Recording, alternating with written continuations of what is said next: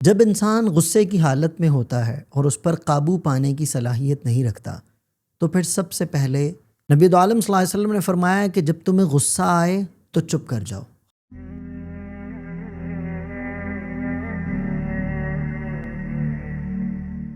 نحمده ونصلي ونسلم على رسوله الكريم اما بعد، اللهم صل على محمد وعلى آل سیدنا و مولانا محمد وبارک وسلم۔ ہم بات کر رہے ہیں غصے کے عنوان پر۔ پچھلی گفتگو میں ہم نے قرآن اور حدیث سے کچھ ابتدائی باتیں کی۔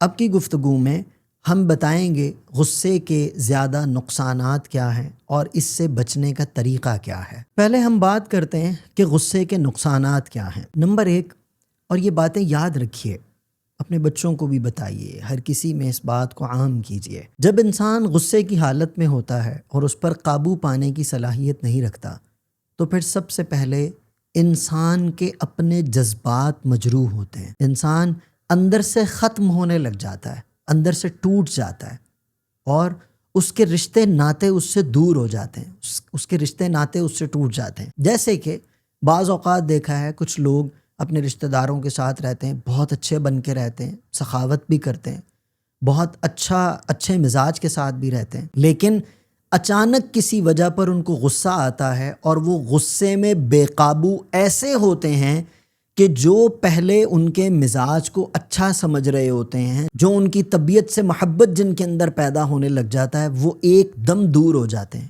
اور بات کیا آتی ہے زبان پر؟ یار بندہ تو بظاہر اچھا ہے لیکن بھائی غصے میں بے قابو ہو جاتا ہے، جیسے غیر پارلیمانی زبان میں کہ غصے میں بندر ہو جاتا ہے کہ بھائی اس طرح کا بندہ نہیں چاہیے، بھائی جتنا مرضی اچھا ہو لیکن یہ کیا بات ہوئی کہ غصے پہ ہی قابو نہیں پاتا۔ تو اس سے رشتے ناتے ٹوٹ جاتے ہیں اور انسان کا اپنا اندر ہی اس کا ختم ہونا شروع ہو جاتا ہے، اس کے اپنے جذبات ہی مجروح ہونا شروع ہو جاتے ہیں، اس کے اپنے غصے کی وجہ سے رشتے ناتے ٹوٹ جاتے ہیں، تعلقات ٹوٹ جاتے ہیں، اور پھر انسان اللہ معاف فرمائے غصے میں کیسی کیسی باتیں کر جاتے ہیں کہ جی آج سے ہمارا مرنا جینا ختم ہے، میں تمہارا منہ نہیں دیکھوں گا، میں تمہارے جنازے میں نہیں آؤں گا۔ معذرت کے ساتھ ازراہ تفنن نہیں، حقیقت بات کر رہا ہوں، اگر آپ اپنی زندگی میں رشتے ناتے کو غصے کی بابت توڑ رہے ہیں تو مہربانی کیجئے آپ ہمارا چہرہ مت دیکھیے، آپ ہمارے جنازے میں مت آئیے، کیونکہ کینہ پرور بندہ، نفرت زدہ بندہ، اس کا تو جنازے میں میرے خیال سے آنا ہی نہیں چاہیے، کیونکہ جنازہ یا تو ہماری بخشش کرتا ہے یا پڑھنے والوں کی وجہ سے جنازے کی بخشش ہوتی ہے، یا جنازہ جس کا ہم پڑھنے جا رہے ہیں اس کی نیکی کی برکت سے پڑھنے والوں کی بخشش ہوتی ہے، یا پڑھنے والوں کی برکت سے جنازے کی میت کی بخشش ہوتی ہے۔ تو کینہ پرور کیا کرے گا؟ نفرت زدہ انسان کیا کرے گا؟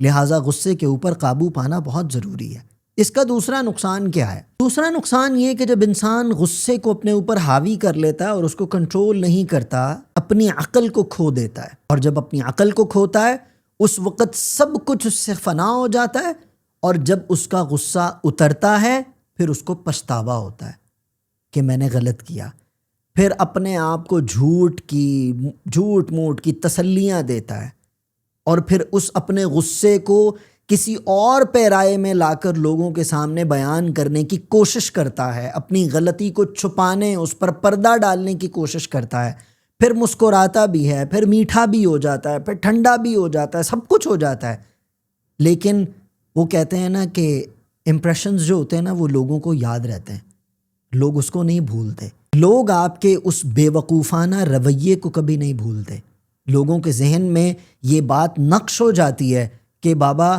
کوئی پتہ نہیں لگتا کہ جب یہ پھٹے گا تو کیا کرے گا، لہٰذا اس سے پہلے ہی اپنے اوپر قابو پا لینا ضروری ہے۔ اور اس غصے کا سب سے بڑا نقصان کیا ہوتا ہے؟ نمبر 3، غصہ شیطان کی طرف سے ہوتا ہے، اور شیطان غصے کی حالت میں انسان سے بعض اوقات بڑے ہی غلط فیصلے کروا دیتا ہے، بڑے ہی گناہ کرنے والے، بڑے ہی نافرمانی والی چیزوں کی طرف انسان کو مائل کر دیتا ہے، اور وہ نافرمانی کرنے والی چیزیں کیا ہیں؟ رشتے ناتے کا توڑنا، تعلق کا توڑنا، دوست ہے، اچھا دوست تھا، اچھا اس کے ساتھ تعلق تھا، لیکن غصے کی وجہ سے پاگل ہوا اور اس کو چھوڑ دیا۔ مخلص انسان کھو دیتا ہے غصے کی وجہ سے انسان، شیطان سب سے بڑا عمل یہ کرواتا ہے، کیونکہ شیطان کا کام ہی مجھے اور آپ کو تنہا کر دینا ہے، مجھے اور آپ کو تنہا کر دینا ہے ہر محبوب سے، ہر مخلص سے، ہر اچھے انسان سے۔ جب انسان اچھے انسان سے، مخلص لوگوں سے دور ہوگا، پھر در بدر کی ٹھوکروں کے علاوہ اس کے پاس کوئی اور عمل نہیں ہوگا۔ سٹارٹ میں تو اس کے اندر یہ چیز پیدا ہوگی کہ میں کر لوں گا، تمہارے بغیر بھی مجھے چلنا آتا ہے، تم مجھے کیا سمجھتے ہو، یہ وہ تکبر ذہن میں پیدا کرے گا سب سے پہلے۔ جب تکبر غصے کے بعد ذہن میں پیدا ہوگا تو ہر چیز کٹتی چلی جائے گی اور یہ اکیلی شاخ سوکھ جائے گی اور ایک دن یہ مٹی کی نظر ہو جائے گی۔ اسی کینے کی حالت میں، اسی بدتمیزی کی حالت میں پھر اللہ کو کیا منہ دکھائیں گے؟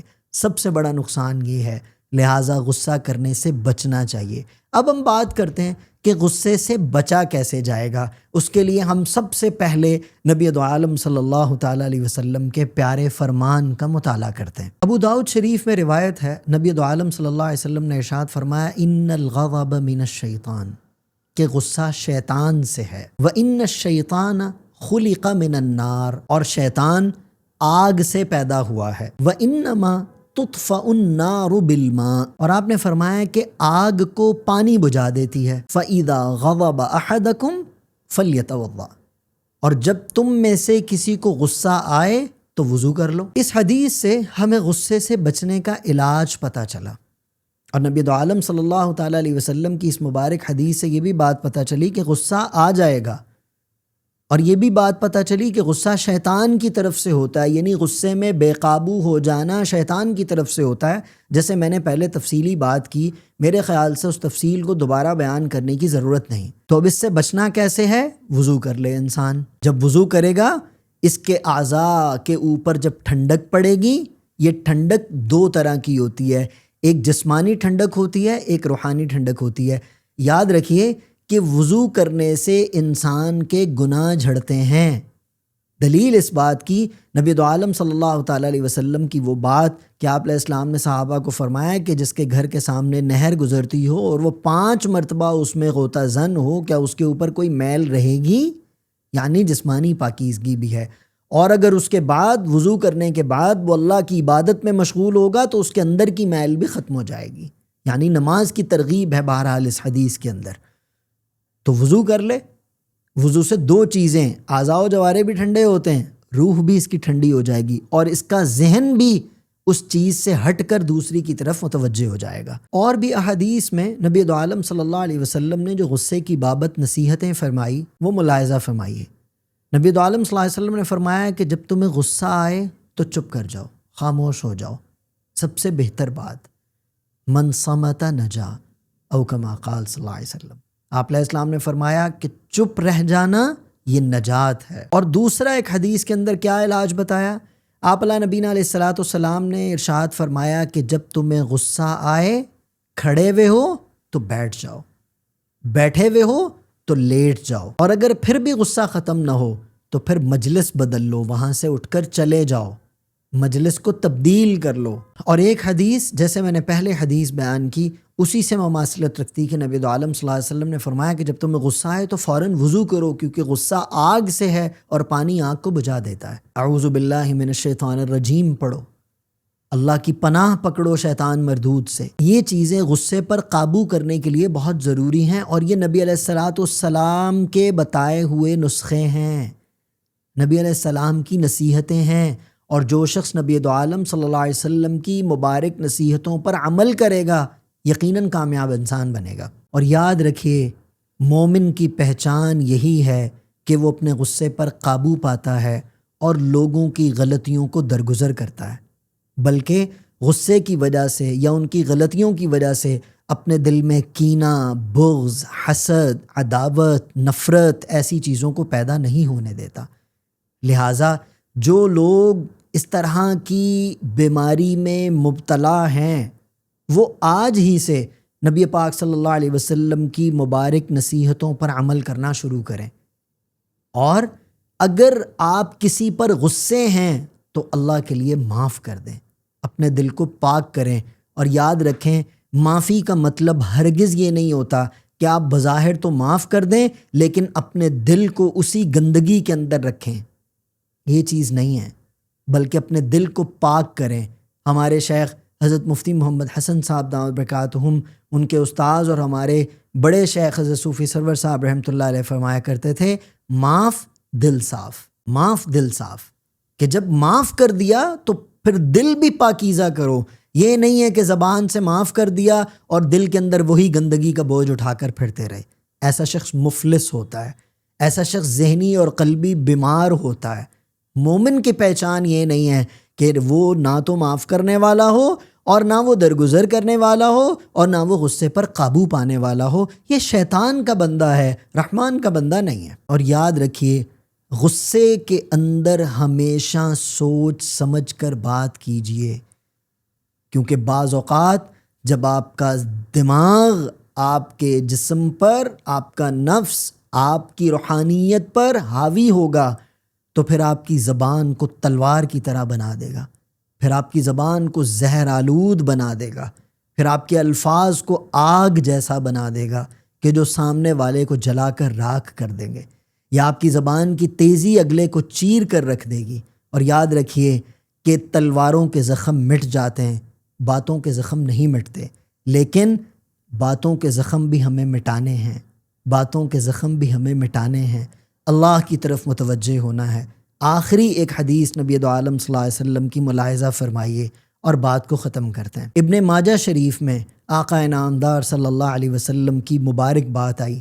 آپ صلی اللہ علیہ وسلم نے ارشاد فرمایا، ما تجرع عبد جرعة افضل عند اللہ من جرعة غیظ کظمها ابتغاء وجہ اللہ، او کما قال صلی اللہ علیہ وسلم۔ اللہ کے نزدیک سب سے زیادہ محبوب، سب سے زیادہ عظمت والا، سب سے زیادہ افضل گھونٹ وہ ہے کہ جو انسان غصے کے وقت میں پی جائے فقط اپنے اللہ کی رضا کے لیے۔ اور یہی عباد الرحمن کا رول ہے کہ انسان شدید غصے کی حالت میں اس گھونٹ کو پی جائے، وہ اللہ کے نزدیک بہت افضل ہے، ہو اللہ کی رضا کے لیے، ہو اللہ کی رضا کے لیے۔ میرے بھائیوں، میرے دوستوں، میرے بزرگوں اور میری ماؤں بہنوں، ہم لوگ سب اس بات پر توجہ رکھیے کہ غصے سے فقط نقصان ہی ہوگا، فائدہ کچھ نہیں ہوگا۔ محبت کیجیے، محبتیں بانٹیے، محبت والے بن کر رہیے۔ اللہ سے عقل سلیم مانگیے، قلب سلیم مانگیے، علم سلیم مانگیے اور سلامت والی زندگی طلب کیجیے۔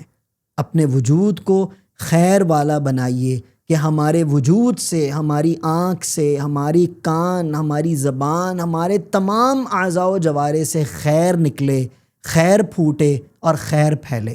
ہم خیروں کو پھیلانے والے ہوں اور خیریت اور خیروں کو سمیٹنے والے ہوں، یہی ہماری کامیابی ہے اور یہی ہماری متاع حیات ہے۔